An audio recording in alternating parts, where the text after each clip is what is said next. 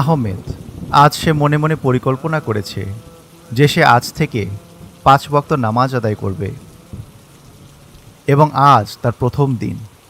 যখন সে ফজরের আজানের ধ্বনি শুনতে পেল তখন সে মনে মনে ভাবল, নামাজের সময় হলো, যাই নামাজটা পড়ে ফেলি। সে ঘুম থেকে উঠতে যাবে এমন সময় পাশে থেকে শয়তান এসে বলল, আরে আরে কি করছো?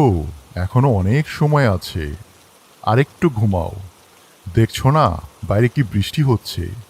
কি শীতল একটা পরিবেশ, ঘুমানোর জন্য উপযুক্ত।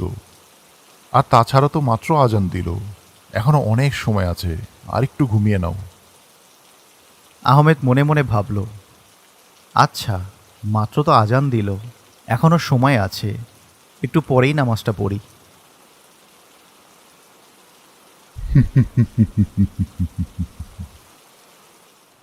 আহমেদ অফিসে বসে কাজ করছে।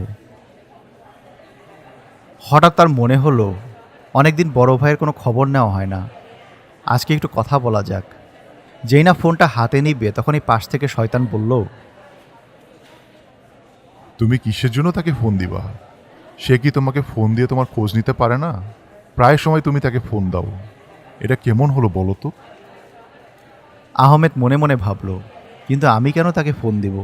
সে কি আমার খোঁজ নিতে পারে না? আমি খেয়াল করলাম সেও খুব একটা আমার খোঁজ খবর নেয় না। না, আমি ফোন দেব না।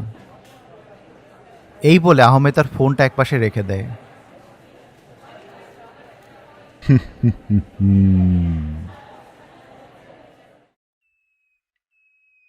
এক বৃদ্ধ লোক খুব কষ্ট করে কিছু বাজার নিয়ে যাচ্ছে। ব্যাপারটা আহমেদের নজরে পড়ে। তারা একই বিল্ডিংয়ে থাকে, তাই আহমেদ মনে মনে ভাবতে লাগলো তাকে সাহায্য করবে কিনা। আর ঠিক তখনই পেছন থেকে শয়তান এসে বলল, কি দরকার? তোমাকে কজনের সাহায্য করতে আসে বলো তো? আহমেদ সেই বৃদ্ধকে সাহায্য করতে গিয়েও করল না, নীরবে দাঁড়িয়ে রইল।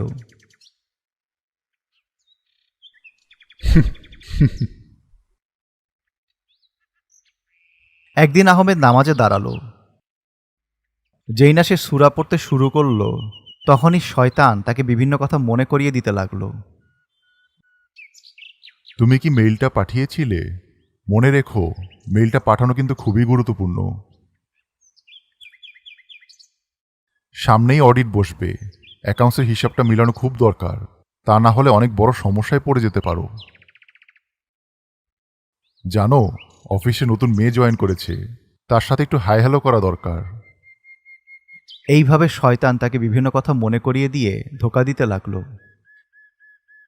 আহমেদ কোনোভাবে নামাজটা শেষ করলো, কিন্তু বেশিরভাগ সময় নামাজে অমনোযোগী ছিল। এইভাবেই আহমেদের জীবনটা এলোমেলোভাবেই কাটতে লাগলো। নামাজে অমনোযোগী থাকতো, ঠিকমতো অফিসের কাজ করতো না, কারো খোঁজ খবর নিত না, অনেকটাই একা হয়ে গিয়েছিল, যার কারণে তাকে হতাশায় ধরেছিল। সে মন খারাপ করে পার্কে বসে রইল। তখনই তার এক বন্ধু আব্দুর রশিদের সাথে তার দেখা হলো। আব্দুর রশিদ বলল, কি ব্যাপার বন্ধু, তুমি এভাবে মন খারাপ করে বসে আছো কেন? আর বলিস না রে ভাই, খুব হতাশা ধরেছে। জীবনটা কেমন যেন এলোমেলো চলছে, অফিসের কাজকর্ম এলোমেলো হয়ে গেছে, চাকরিটা মনে হয় থাকবে না, তার উপরে নামাজে দাঁড়ালে দুনিয়ার সব চিন্তা গ্রাস করে। ভালো কোনো কাজ করতে গেলেই উল্টাপাল্টা চিন্তা আসে, যার কারণে আমি কোনো কাজই ঠিকমতো করতে পারছি না। এখন চরম হতাশায় ভুগছি। বন্ধু, তুমি শয়তানের ধোকায় পড়েছ। শয়তানের কাজই আমাদের বিভিন্ন কাজে ধোকা দেওয়া, নানা রকমের কুবুদ্ধি এবং কুমন্ত্রণা দেওয়া। তবে মনের জোরটাই আসল ভাই। শয়তান শুধু তোমাকে কুমন্ত্রণা দেবে, কিন্তু তোমাকে দিয়ে জোর করে কিছু করাতে পারবে না।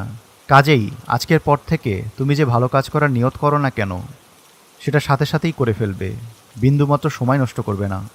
ঠিক বলেছ ভাই, আমি এভাবে ভেবে দেখিনি। ঠিক আছে, এবার থেকে আমি তাই করব।